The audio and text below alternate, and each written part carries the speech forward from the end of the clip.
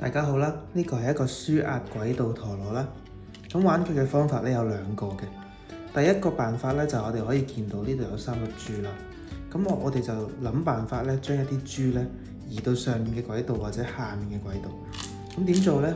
就係咧，我哋喺呢一個陀螺嘅中間咧，其實可以扭開佢。扭開佢嘅時候咧，啲珠咧其實就可以喺唔同嘅格之間去遊走啦。咁我哋咧令到3粒珠都去同一格咧，咁就為之完成啦。咁就可以訓練到咧我哋嗰個手眼嘅協調啦。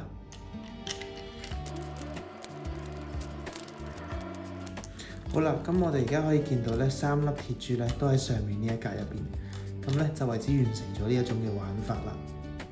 咁第二種嘅玩法咧，就係我哋將所有嘅珠移到中間嘅嗰格。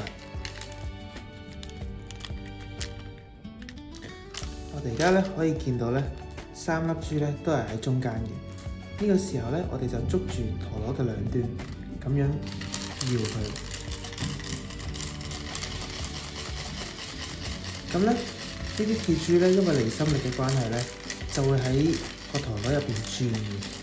咁我哋就可以好好感受下咧佢嗰種重力嘅感覺啦。咁可以刺激我哋嘅感官。